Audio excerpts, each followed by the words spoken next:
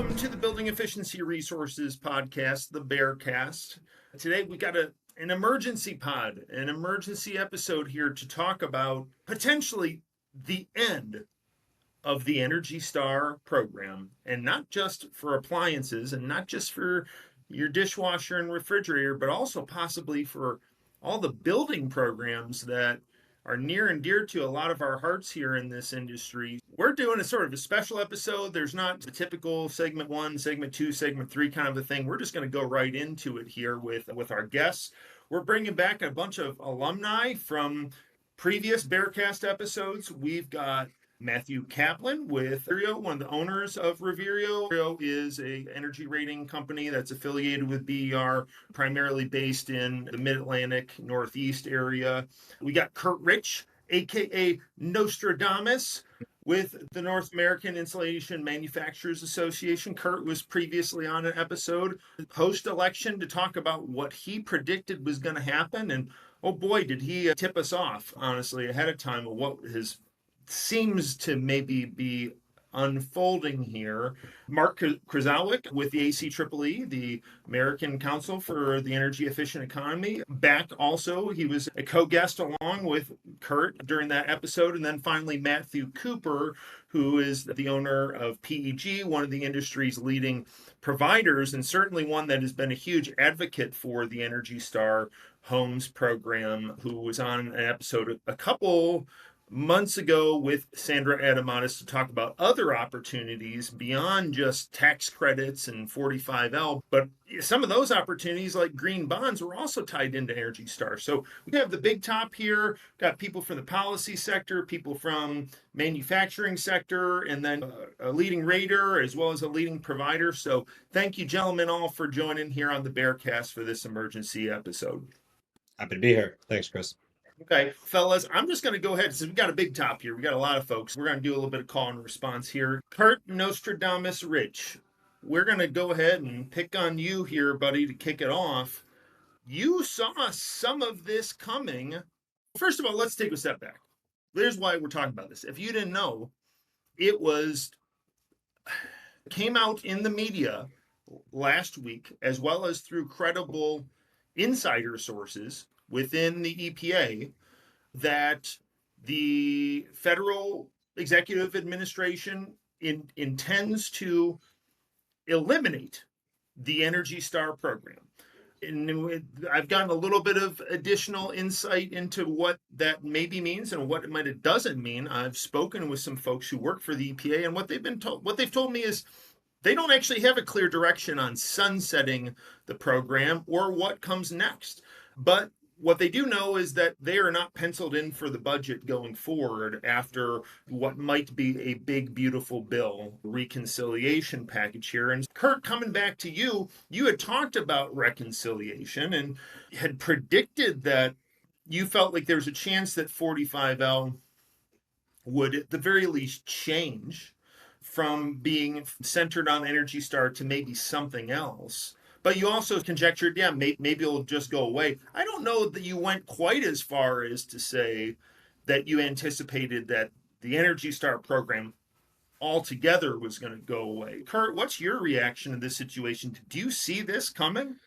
I certainly saw that there was a high risk, given that we had an administration come in who does not place high premium on federal climate programs broadly, and I think Energy Star falls under that climate action mandate for government. So let's just quickly level set. 2 weeks ago, the administrator of the EPA, Administrator Zeldin, had an all-staff meeting, announced that they were going to move forward with a substantial reorganization of the Office of Air and Radiation. That's the broad office under which Energy Star is housed. That was code for they were going to move forward with eliminating programs that carried out initiatives that they saw as relating to climate action. So again, the Energy Star program, and then moving forward with pretty substantial cuts in headcount and people working at EPA on those programs, with then plans to really reduce budgets going forward. So the budget piece Whether the Energy Star program will be funded in 2026 is an open question. We can talk about that. That will play out over the next several months, and that's why people are going, what is this all about? What we do know that's going on right now is that the Energy Star program as a whole, you're seeing it be depopulated. The folks who either work for Energy Star are either taking the early out that's being offered by the administration or have received notice that they'll be reassigned, moved to another office, or be let go. And the story isn't told whether Energy Star will exist or not, but I think it's pretty clear that if this administration has their way, the Energy Star program will be a shell of what it has always been and the services that it provides for different constituencies. So that's where we are today. It's clear as mud, but I think we're headed in a pretty negative direction for the Energy Star program. Yeah, Curt, and I kind of want to piggyback on that. When I spoke to an unnamed source from the EPA about what their directive was, again, they said that there really was no directive. They were not told to sunset the program or look to transfer it to another agency or potentially find out a way for it to go to the private sector in some ways. They really haven't been given any guidance at all. But to your point, it's clearly not a priority, and the administration is looking to find budgetary savings to justify other priorities. And so I think we can all agree that it's not a total shocker, but it goes back to that episode that we did before, and my other co-guest at the time was, or co-host at the time was saying, I've been through this before.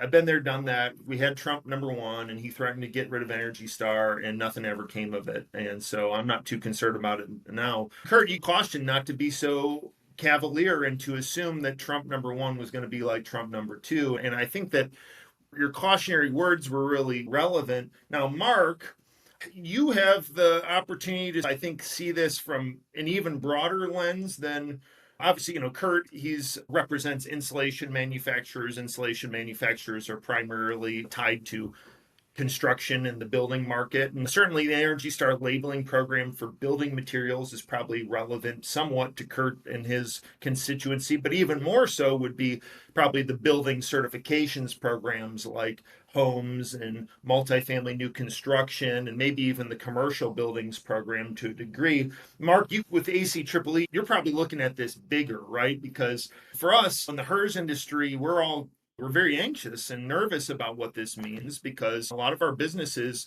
we certainly gain benefit through the homes and buildings-based programs. But Mark, you got to be looking at this for the whole thing, all appliances and consumer electronics, as well as buildings and building materials. What's your take on all this?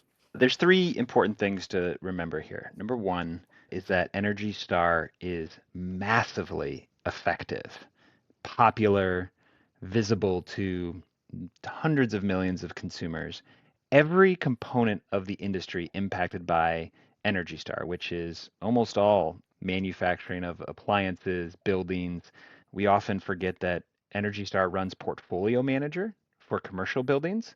So a huge number of facilities utilize portfolio manager to track their emissions and their energy and emissions and figure out how to reduce it. So it has a massive footprint. Every part of that industry wants the government to run Energy Star. They don't want to see this privatized. There is a statutory mandate from the 2005 Energy Policy Act that EPA and DOE have to run the Energy Star program and run it well. So it is required by law. And it does not appear that EPA leadership knew that or is necessarily going to follow through on that statutory requirement.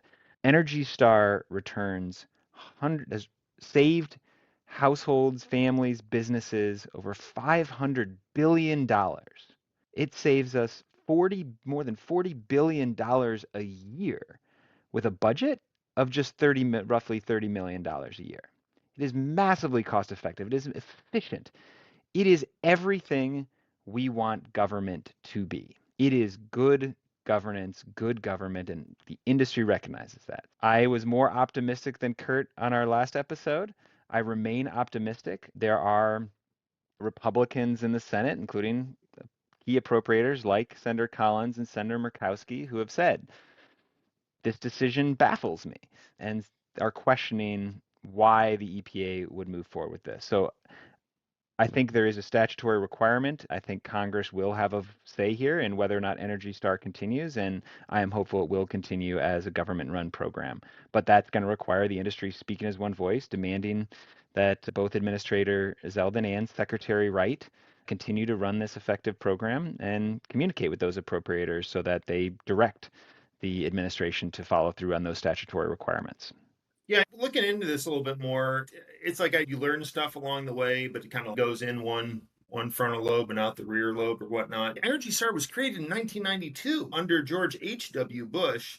It's not like this is some type of radical program that was created in the last couple administrations or something like that. Certainly, it has a tie to climate policy, but it's so much bigger than that. And at a time where Americans are facing increasing utility costs almost across the board, and at a time that we have challenges with affordability in everything, in everybody's domestic economy, the idea that we're going to just throw away a program that has the charter to save consumers money, it totally boggles the mind. And it doesn't make any sense to me. Obviously, I've got a soft spot here because my business came up in this. I'm gonna go ahead and out myself.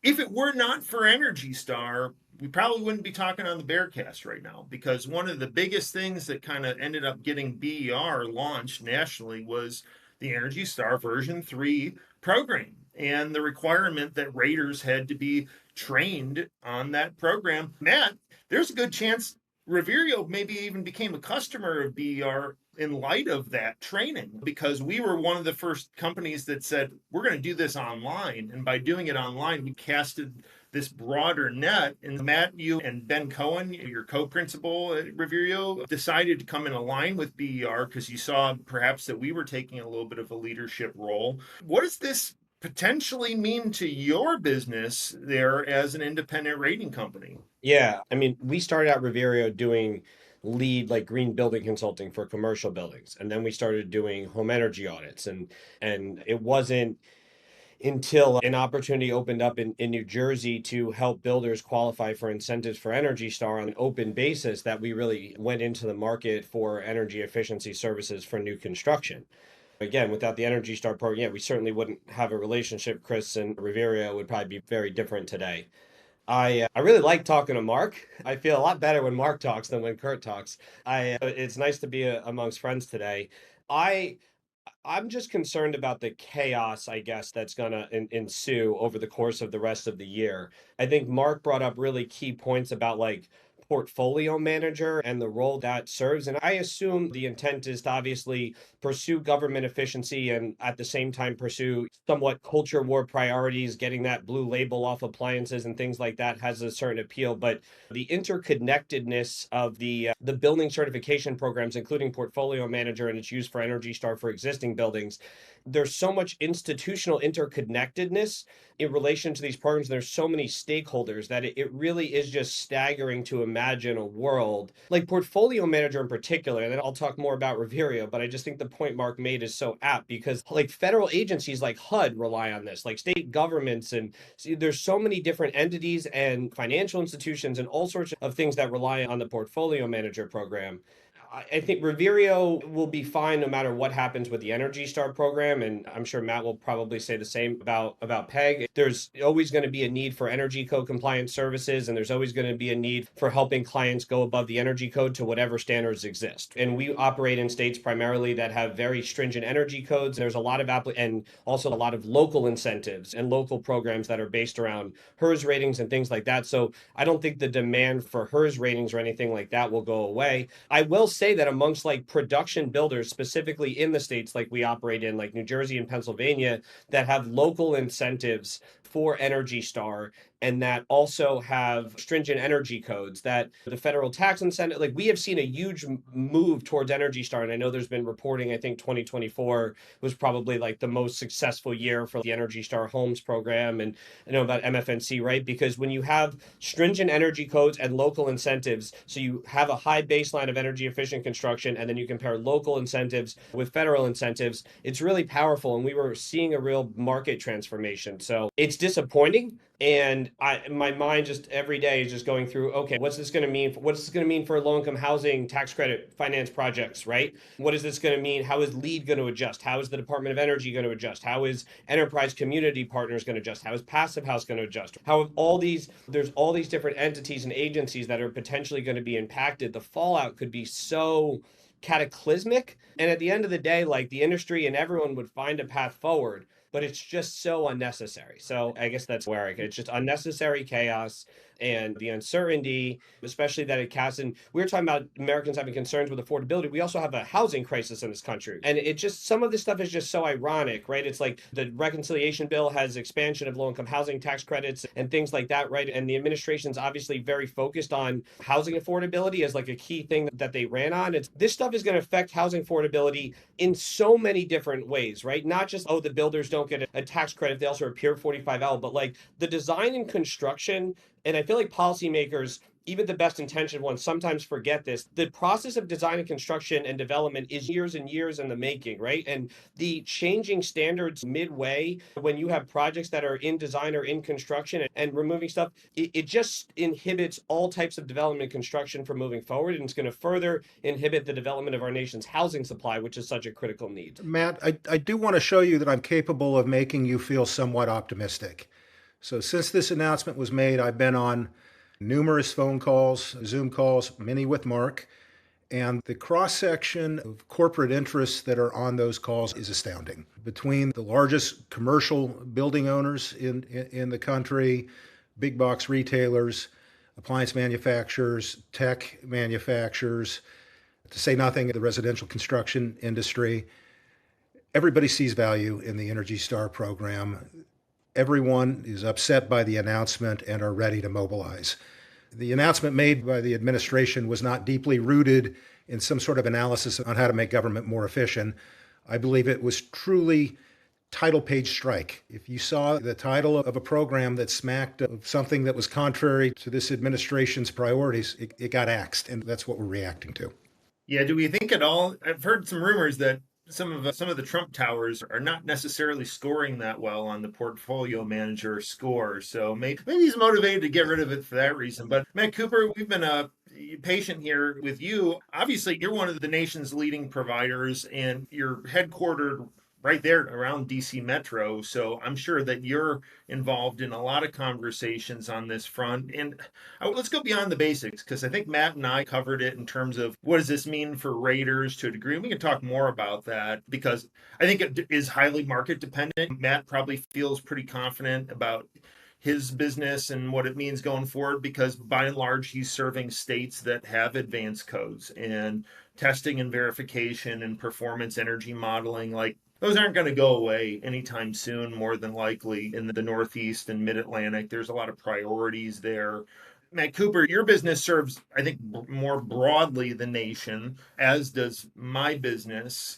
So I think that probably talking to you about how you're feeling from a rating standpoint would be helpful. But then also, we had you on the cast a couple episodes ago, as I talked about, to talk about the other opportunities in our industry, like green bonds, and those are tied to Energy Star, at least the Fannie one is. And I know that you were pretty instrumental in that. So what does that mean for the Fannie green bonds? I don't know, wherever you want to get started, Cooper, let's go ahead and roll with you. Yeah, there's a lot of ground to cover there. Certainly the impact to incentive programs around the country, whether they're at the federal level, state level, local municipality, there's a lot of layers to this that are going to potentially have to be unwound. You've got incentive programs that are appliance-based, where builders that install particular Energy Star certified thermostats or water heaters, or you name it, they add layers to the incentives that utilities are providing. And a lot of those utilities have state law requiring them to conform with these programmatic goals of reducing consumption, increasing affordability, as we've touched on. And then when you look at the layers above that of federal programs, such as the Fannie Mae program, Fannie and Freddie both have green bond programs that are Energy Star based. Freddie has one that's also HERS based. Fannie Mae has looked at adding a HERS based tier to theirs as well. But the other element of that is, that they're also being looked at to change their program's focuses as well. So you've got a new head of FHFA that they've stripped out any references to a lot of the programmatic goals of these programs, making the potential impact for those programs be placed into concern about whether or not there'll be an interest in them. You have to think of the Fannie and Freddie programs, a lot of their purchasers of those bonds are either European based or they're US based, but they're large unions that are investing in those. They're a very particular type of consumer for those green bond products. And they would still be interested in buying them. Fannie and Freddie both put their programs through a third party to validate what the benefit of them is. There's an organization called Cicero that provides them a green rating of the environmental social impacts of those bonds. I think that they're still, minus the fine tuning of the verbiage used in describing what their goals are, I think some of those programs will continue to remain because they've been very profitable. Those green bond programs have plenty of people, like I said, from various constituencies lining up to purchase them. Now, when you look lower than state level requirements, I think local municipalities in a variety of places that also stipulate compliance with Energy Star. So there's a lot of layers. I've been on calls, as all of us have in the last 2 weeks, with a lot of different constituents, and some of them are code officials that are curious now, how are we going to validate code compliance? You've got states like Texas that have a distinct Energy Star path to code compliance. So there's a lot of layers to this that have the potential to need to be unwound and rewritten. And then, as we've talked about, builders are trying to make a lot of decisions. There are things in Energy Star that are very specific to Energy Star that now builders are going to look at unwinding. Insulated headers. There are things that even code is not requiring that Energy Star program required. There are ancillary things such as the water management components. So I think that while there's a lot of things that some builders may early jump in and try to de-spec, a lot of the builders that I've had conversations with are sitting on the sidelines and are waiting to see where things fall out. There's still a lot of uncertainty about the FHA HUD requirements for 2021 IACC compliance. It's pushed to May of next year now, but will it go away entirely between now and then? We don't know.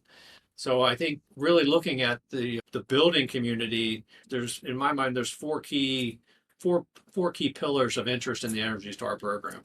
There were those that were doing Energy Star for code compliance. There are those that are only in it or have only been in it for the financial incentives. Our firm alone last year processed over $50 million in incentives between federal, state, and local programs for our builder customers. There's a lot of real dollars on the table that potentially are going to need to be redesigned, rewritten. So you have the code compliance interested parties, and you have the incentive interest parties. You have those that were heavily relying on Energy Star as a market differentiation. They want to differentiate themselves from other builders in their market, so they leaned in on the tools that were available to them through Energy Star. 90% of Americans recognize the Energy Star label, and while many of them may not know that there are commercial and residential building components to Energy Star, they recognize the label. So it comes with an immediate assumption that there's a government entity that is standing behind the product or the home or the building that's bearing that label. And then the fourth constituency within the building community are those that were relying on Energy Star to be a proxy for their sustainability goals. So if you look at a KB Home or a Beazer Home or Meritage or a lot of even smaller builders out there, regional builders, they've relied upon Energy Star as a tool to tell their shareholders, to tell their constituencies, to tell their buyers that this was something that was important to them. One of the things that as an industry we're going to have to figure out, and my opinion that we need to figure it out regardless of what outcome ultimately becomes with Energy Star. I think we need to figure out how do we support those four pillars to the best degree possible. And a lot of it is messaging. Chris, you and I have had conversations over the years about a lot of things that we don't necessarily talk about publicly or we don't promote to the consumer. But one of the things that we found with Energy Star in particular was when we started doing HVAC grading for builders, we have builders that when Energy Star 3.2 became enforced, they couldn't pencil out the gap from 3.1 to 3.2, but they wanted to keep HVAC grading because they realized significant savings in warranty spend on comfort related issues. They realized significant improvements in customer satisfaction. Their homeowners are more comfortable. The HVAC equipment lasts longer. There's a lot of benefits to parts of the program that we as an industry can continue to sell and for real reason that's beneficial to the builder. The affordability component of things is also a key factor, as we've talked about, the group's already talked about. But when we look at the HERS index specifically, obviously there's other HCOs and other ERI programs in the country, California, for example. But when we look at the HERS index in particular, in the ResNet Rater community, we're still the engine that drove the blue label for homes. And while there are elements of Energy Star that were unique to Energy Star, things that made it a binary program, the core things that we evaluate in the homes are still hugely important. And I think it's going to be up to us to get that messaging out. The energy efficiency of the home has a direct correlation, obviously, to the cost of home ownership. The third-party inspection component of us ensuring quality, I don't think that the consumer for sure doesn't know that the quality assurance and quality control that is assumed to be behind the blue label is implemented and enforced by ResNet and by the other HCO. The quality component of what raters are doing and have been doing on behalf of supporting the Energy Star program, they're all still there. And the other cohorts that go along with energy, if that's what's important to you or your locale, the operational carbon, the water efficiency, the quality installation of insulation, the grading of insulation, the grading of HVAC systems, all those things are still there. We just need to more effectively convey that, share that with our builders so that it can be more effectively conveyed and shared with their consumers. So for me, yep. We've been in business 27 years. We'll be coming up on 28 in a couple of months here. And incentives have come and gone. Third-party programs have come and gone. Would we love to see Energy Star continue? Of course. We've been a partner of the year for 18 years. We've received a market leader award for same duration. It's something we're very proud of. It's a big part of who we are. We hit 250,000 ratings at the beginning of this year, and we'll be on tune to be over 300 by the end of this year. And they've both gone hand in hand, our trust and faith and pride in being a ResNet rater and provider, along with our trust, pride in being an Energy Star partner of the year and supporter and proponent. I am optimistic that it'll either have the opportunity to become privatized or potentially get moved to DOE, but their budget's been cut too. So like I said, we all know it remains to be seen. We're all hopeful. I read that in 40% of the Fortune 500 companies have some component of what they do it has a role in the Energy Star program. And a lot of them are who spoke up in 2017 to save it the last time. Hopefully they've been vocal, but I think also there's a propensity right now for folks to just not want to have their head cut off and if they pop up out of the hole. The opportunity for us to effectively convey the value proposition of Energy Star it's an imperative for us to uphold. But at the end of the day, as business owners, we got to keep moving on. I think we can do them both at the same time, and that's my hope for the ResNet HERS industry. Yeah, Matt, you said a lot there. One of the key things I picked up on is that you feel like the program, whether it continues or not, has brought some really important concepts to the marketplace that you believe that hopefully or largely that the marketplace will continue to value. Things like properly installed insulation, concepts like HVAC grading. And I think almost more so than just the basics of, are my raters that are part of my providership going to suffer a degree of a recession in their businesses? That makes me nervous because I love all of our BER affiliated raters. BER started off 15 years ago to be able to work with small to medium sized independent rating companies, and some of them, not all of them, but some of them, a huge part of their business is Energy Star.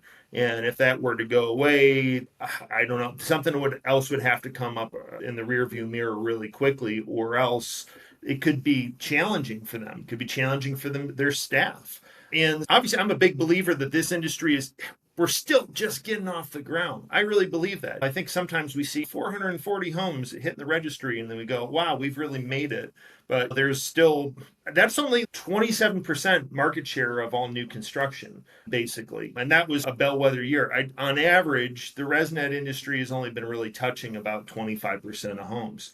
I still think that there's this huge opportunity for us to continue to be part of that, in seeing people potentially lose their jobs because Energy Star goes away. That would be a real shame if that were the case. But yeah, some of these best practices that you're talking about, I think are just so critical. I think we could all, those of us in the know, Matt Cooper, Matt Kaplan, I'm sure we could all get together and kick the tires on some of the decisions that the EPA has made over the years on the Energy Star spec. Some of them were, I think, really optimistic of what the marketplace was ready for. I think that some of it is, how do I want to say this politically correctly? I don't have to really, it doesn't matter if I'm politically correct anymore, right? Because these guys are maybe not going to have a job. Right. But hey, I'm not going to be stupid about it. I really like the fact that the program has advocated for better HVAC. I think that the quality installed contractor program maybe didn't really work out exactly how people thought it was going to, but here it is with HVAC grading. Now raters are really able to be a part of it, like total duct leakage, airflow on the air handler, refrigerant charge, proper HVAC load designs. Like, these are all such critical elements that whether or not Energy Star continues or not, I guess I'm at least glad that they were able to be part of bringing that to the table, because what I'm hearing from you, Matt Cooper, is you don't think that those things are going to go away entirely with a lot of builders. Is that correct? Yeah, that's what I'm seeing from the builders that we support, and from anecdotal information I'm hearing across the industry and the variety of working groups and task force, et cetera, that I'm on, is that the horse is out of the barn with the value proposition. I think that those builders that were only doing Energy Star just for the incentives, they probably will pick a different path. But the majority that have done enough of it to see the real value proposition, I think, are going to stick with the program, stick with the key parts of the program, and maybe the ancillary elements of the program that, have caused builders to scratch their heads and raters to scratch their heads over the years. Maybe they'll eliminate some of those things, but the key components of what Energy Star for new homes brought to the industry, I think, will survive in perpetuity, because there's no benefit to going backwards. Where I think that leaves us is a strong opportunity to continue to grow the value of the industry that we all are passionate about. Chris? Yeah, and that's the real hope here. Just real quick, Curt, because one of our former guests, Eric Henson, he kind of got the foot in the door with a lot of builders because of the 45L. But like one of the builders, to your point, Matt Cooper, it didn't pencil out for every builder to continue from version 3 to 0.1 to 3.2 to maintain sticking with the tax credit. But a couple of his builders decided to basically stick with doing ratings and still basically achieving a lot of the same sort of principles of Energy Star version 3.1, in spite of the fact that they weren't going to get an incentive. And so that's what I think you're alluding to, Matt Cooper, and I'm certainly hoping so. Curt, what do you have to say? Maybe I have a little bit different message. I think what you all are talking about is important, but it's not urgent.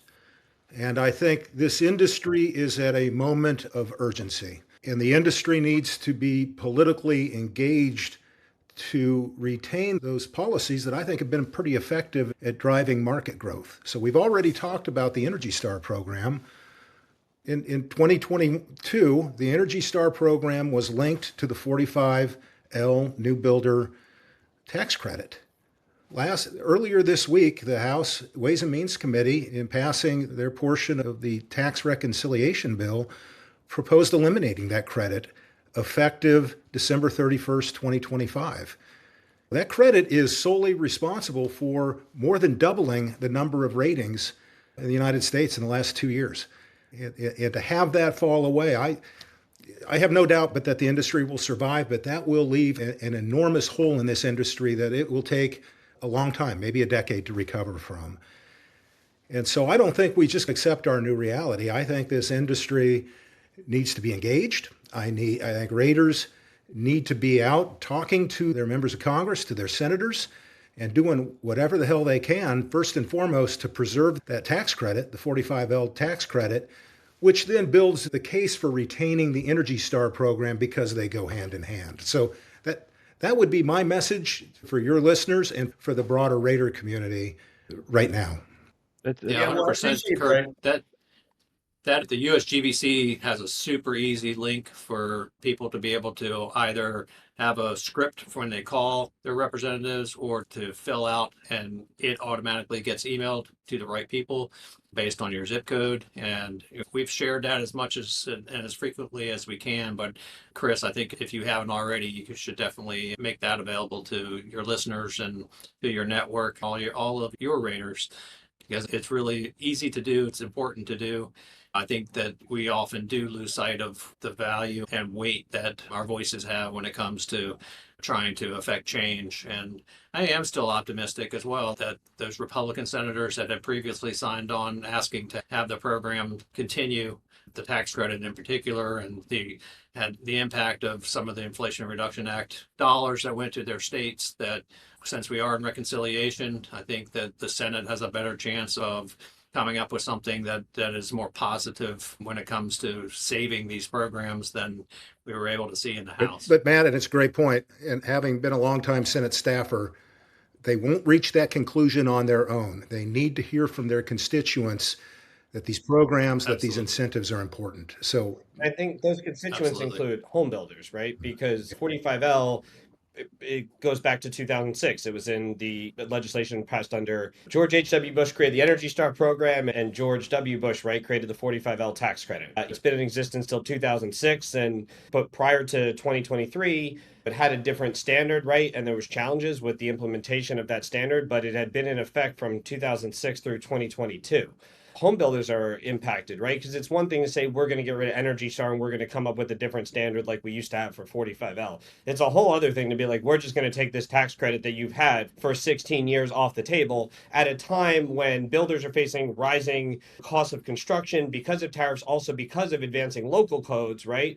And you're taking this incentive off the table. Also, the specifics of the proposal from the committee was just represented how much policymakers don't understand timelines of design and construction. It was only going to allow you to claim the credit for anything acquired by the end of this year unless it began construction as of May 12th, as of earlier this week. But projects have been designing and incurring costs to meet Energy Star for years that haven't began construction. So the impact of saying we create this credit's been around forever. We created this credit. It's been in effect since it's supposed to stay in effect till 2032. But now if you already have a shovel in the ground, you could have been designing and incurring hundreds of thousands of dollars in soft and hard costs over years, especially for like multifamily projects and affordable housing projects and things like that. And now we're just going to take this away, right? And I do want to mention, I thought everything Matt said was just so well said.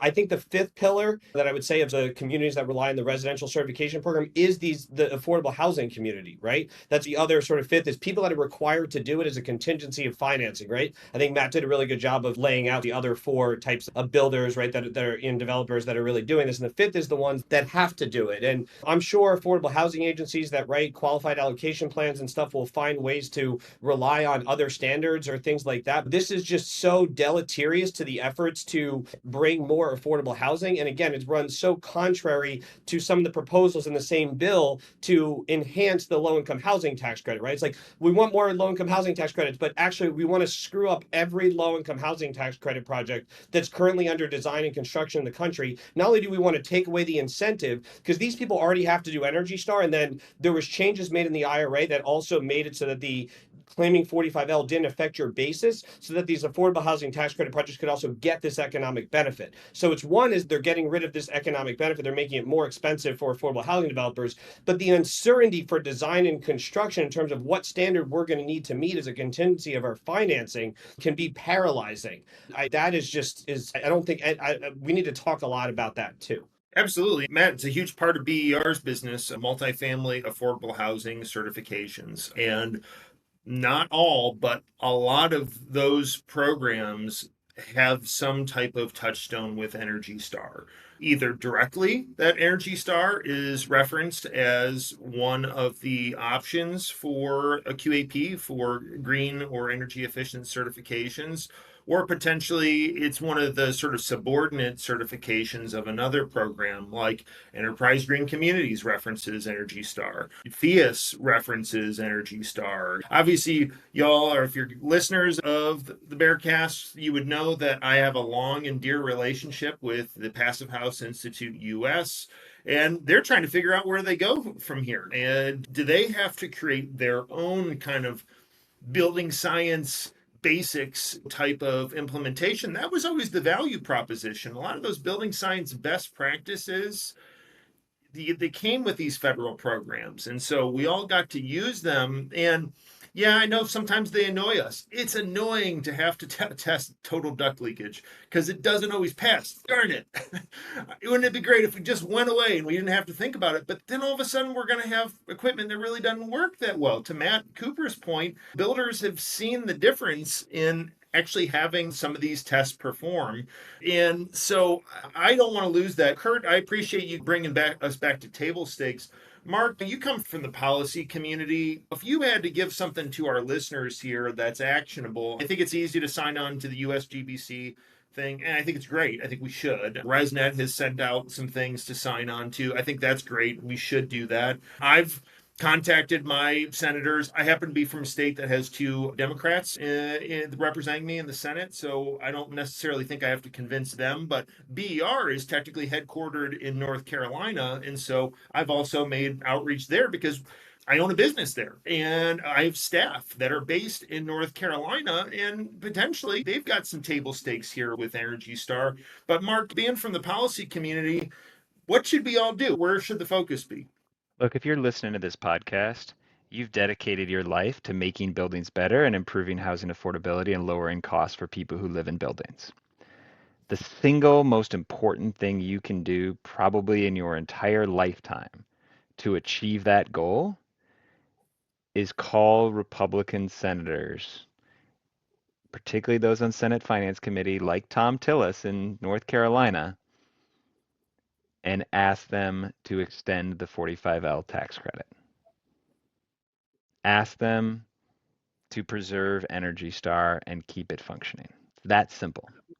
This is the moment. Those decisions will be made in the next few weeks. Ask your trade association, any trade association you're part of, to put their weight behind 45L and the 25C tax credit. Both those are the most transformative policies to make buildings better, lower people's costs who live and work in buildings, improve housing affordability. This is the moment where you can have the most impact in your entire life. Everything you've done to this point, this is the moment to use whatever political capital you have to make a difference in this country for those goals. I want to amplify on what Mark said. At this point, yeah, you can sign your name onto a computer-generated letter, sign on to a big industry letter. That doesn't hurt. But if you want to be impactful, you can do one of two things. Ideally, you arrange for a face-to-face meeting with your Senate office, wherever you do business, particularly if you have a Republican senator in your state. That could mean flying to Washington, D.C. and trying to get a meeting in the Washington, D.C. office. Short of that, every senator has a half a dozen field offices located throughout the state. Take off half a day and go and try and get a meeting with the state director of that Senate office. That is the most impactful thing to do. If you can't do that, get on the phone to the Senate office and ask who the tax or energy legislative assistant is and ask to speak to them. Get that aide on the phone and speak your truth. Matt, you just gave a great example of how all of this impacts critical low-income housing programs. Tell that story. Put a human face on the cost of eliminating the tax credit, of junk heaping the Energy Star program. That's what these folks need. They need examples of how this will hurt their constituents, hurt their states. And you've got to have those direct conversations at this point. Okay, you heard it. Focus on 45L. It makes sense in a lot of ways. It's a business incentive. It's not an environmental thing necessarily. Raters should talk to their builders and tell them to talk to their local and state NHB chapters, right? Like, politics make strange bedfellows. Like, we're very much in line with. But raters should talk to members of Congress. Yeah, no, absolutely. I just mean it's something that can involve clients and everyone as a. This is a housing affordability credit, right? Half of all manufactured housing in this country is built with the 45L tax credit now. You talk about southern states, you talk about those who most struggle to afford housing, right? Rural communities. This is a rural southern housing affordability tax credit. This is transformative. You talk about Matt Kaplan was mentioning the stacking with LIHTC, right? That was a thing. One of my colleagues and I went office to get that done in this bill. This is a moment. Do everything Curt said, do everything Matt said, do everything you can in the next few weeks, because this decision will be made within the next month. And it can change. What came out of House Ways and Means can change in the Senate. Let's get it done. Okay. All right. So we're hearing some optimism and a call to action, and legitimately go and do it. I don't live in North Carolina, but I own a business in North Carolina. I've already sent an email to Senator Tillis, but Curt has advised me to take it even more seriously. Talk to an aide in his office about tax and energy related provisions. And that's what this is the focus of. It sounds like focusing on the 45L as the principle is number one, and then maybe Energy Star secondarily. And I get the impression that's because, Curt, you had mentioned when we had you on back in the end of December or November, whenever it was, that maybe the builders were willing to see the association with Energy Star and the tide of 45L potentially go away. But so do we think, is there like a secondary lobbying going on where maybe it's not Energy Star, but maybe it's an ERI or some other type of more rater-driven product? Do you have any conjecture or look behind the curtain there? One of the parting gifts of the Biden administration is they made changes to Energy Star version 3.3 to address builders' concerns around stringent envelope requirements. So a lot of those concerns have already been addressed. They should be able to easily meet the new requirements that will apply for 45L under Energy Star. Okay. Matt Cooper, do you agree with that? You feel like there's still enough adherence? Because I'm teasing this out for a reason. If people are going to contact their senators, they need to start, if you just say, save Energy Star, that may not sound as focused as we say that the 45L tax credit has a very important component of making homes more affordable to consumers throughout the state, as well as making it easier for builders to build and therefore sell those homes. And it therefore has an impact on my business. The way to understand it is 45L is the 5-alarm fire. You've got to save that over the course of the next month. Beyond that, the case has to be made to the administration that so many other programs are interwoven into Energy Star, not just in our sector, in many sectors, that to junk Energy Star is to throw our industries and other programs that we rely on in chaos. 45L is just one example.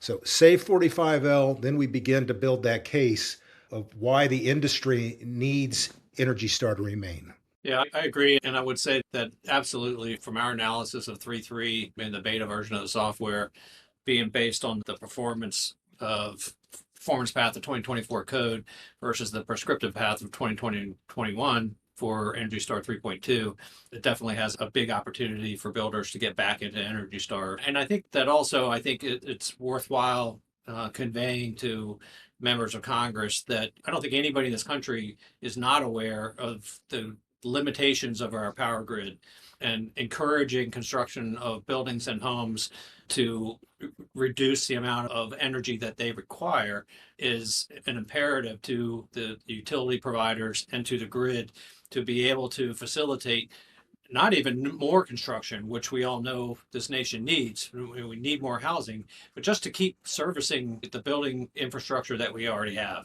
The grid is just not going to be able to continue to provide reliable service. And these programs are facilitating a more efficient impact to the grid and to the ability for Americans to have life safety, as well as the ability for new homes to be built effectively and be able to reliably provide shelter to Americans at every level. Texas is experiencing record heat for the month of May right now, record electric demand for the month. And these homes are safer, they're more comfortable, and they lower that electric demand, as Matt Cooper is saying, right? Senator Cornyn sits on Senate Finance. He needs to hear that message. Is it still, even though the draft came out of the committee, is it still worth contacting House members because it hasn't passed the House? Look, I want to keep people narrowly focused. I think any kind of improvement in the House is theoretically possible, but it literally is a moonshot. I think the focus just needs to be on the Senate. You're likely only going to do one or two calls, outreach, meetings, make those meetings with senators. I don't know when how quickly this podcast is going to get up, but the House vote could come as soon as next week. So it's probably we're gonna get it published here as quickly as we can. But so, folks, this has been a good sort of, I think, rallying point. Focus on the 45L, direct action to your senators, particularly if you have Republican senators that are within your jurisdictions. And like for BER, let's get creative. Maybe I got to reach out to BER's network and reach out to our raters specifically in some of these touchstone states and say, hey guys, no, but seriously, do more than just sign the USGBC or ResNet letter. Go ahead and try to actually take this more direct action. And if we focus on it as a business element, if we think about it as an affordability and housing affordability element, there's a better chance that we can make the case. Now, as it pertains to Energy Star, Mark, I'm going to go back to you here. That's rallying cry number 2, perhaps, but it's maybe less focused on our industry. And so, Curt and you yourself have really, I think you've really tried to focus us in on save the 45L, get serious about the 45L, and saving Energy Star maybe comes as a result of that. But if we had to look in our crystal ball, it seems like there's going to be some pullback at EPA kind of no matter what. It seems like DOE is going to face something similar, although I've heard, again, through my contact at the EPA, that apparently like the folks at Zero Energy Ready Homes, they haven't gotten any more directives. It's not like they've been told, yes, sunset the program, we're taking a sledgehammer to it. So I think there's a lot of unknowns still, but I think we can anticipate some degree of budgetary cuts. I don't know, Mark, do you think that Energy Star, is it likely to survive in the EPA? Is it likely to maybe be transferred to DOE? Or is there a credible third party? I don't know. Would the ACEEE take it on? I don't know. Or the Consortium for Energy Efficiency, the CEE, they already have tiered labeling programs for more advanced products, and they have a building specification standard.